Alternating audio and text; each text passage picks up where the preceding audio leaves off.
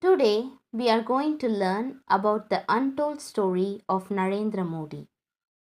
The train whistled, steam rising into the air.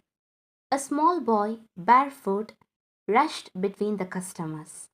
He was carrying cups of hot tea. Buy hot tea, he called out, his tiny hands carefully balancing the tray. This was Narendra Modi, just a boy from Vadnagar, a small town in Gujarat. A boy who didn't know that one day he wouldn't be serving tea at the station, but he would be running the entire nation. But at that moment, he wasn't thinking about power or politics.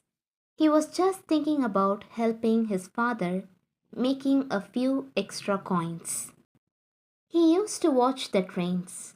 He thought, where do they go? What lies beyond the small world of Vadnagar? He wanted to find out. He wanted to see the world. At school, he was sharp, curious, and hardworking. He loved books. He loved reading about Swami Vivekananda. At just 8 years old, he joined the RSS. He learned discipline, service, and leadership. But something inside him still felt incomplete. One day, he made a bold decision. Without telling anyone, he packed a small bag and left home. No money, no plan, just a burning desire to find answers. Narendra Modi traveled to the Himalayas.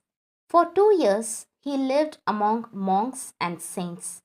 He spent his time meditating, reading, and understanding life. He lived in ashrams, sometimes with no food or shelter. He wanted to find his purpose. He wanted to understand the world. After years of wandering, he returned home. But he was not the same person anymore. He had a mission to serve his country. Back in Gujarat, Narendra Modi rejoined the RSS. He worked tirelessly, taking up small responsibilities. It was the 1970s. India was going through a tough time. The government had declared emergency and many political workers were being arrested. Narendra Modi was a young RSS worker wanted by the police. One day, as they closed in on him in Gujarat, he had to think fast. He quickly came up with a plan disguising himself as a Sikh. Wrapping a turban around his head, he put on a fake beard. He changed his clothes and even altered his walk and speech to blend in. Then, with confidence, he walked right past the police. They didn't recognize him at all. He traveled across India organizing meetings and training camps. He never asked for power. He never demanded recognition. But his work spoke for itself. His dedication caught the eye of senior leaders. In 1987, he joined the Bharatiya Janata Party (BJP). Step by step, he climbed the political ladder. In 2001, Gujarat faced a huge disaster, a massive earthquake. Thousands died, homes were destroyed, people were suffering. At this crucial moment, Narendra Modi was chosen as Gujarat's chief minister. He had no experience in running a state. You have no experience, they scoffed. You never ran a state before, they mocked. Modi didn't argue.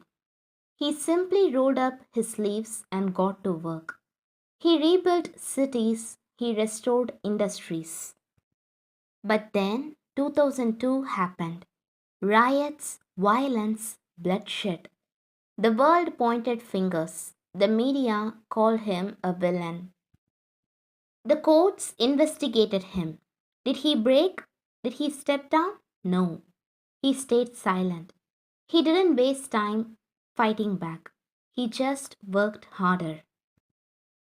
Gujarat flourished, industries boomed, farmers prospered, cities modernized.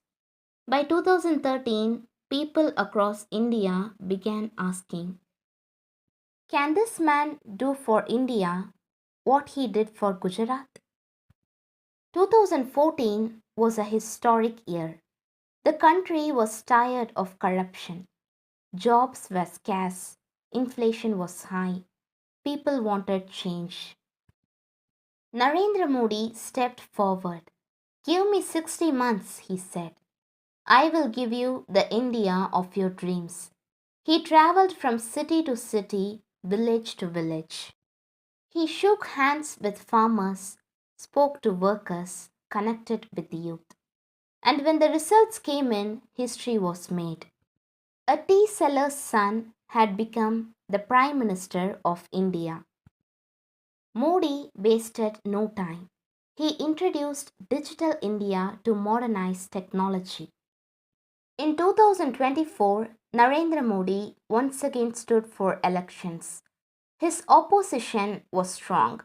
Many criticized his policies, but his supporters were stronger. People remembered his work, his leadership during the pandemic, his efforts in making India a global power. The results came, and once again, history was made. For the third consecutive time, Modi was elected as the Prime Minister of India, a feat only achieved by a few leaders in history. This was no ordinary win. It was a message that the people believed in him. Even after a decade in power, his journey was far from over. There were still new challenges, new dreams, and new heights to reach. Being Prime Minister wasn't just about sitting in a big office. It meant making tough choices. It meant facing challenges. He doesn't take holidays. He doesn't slow down.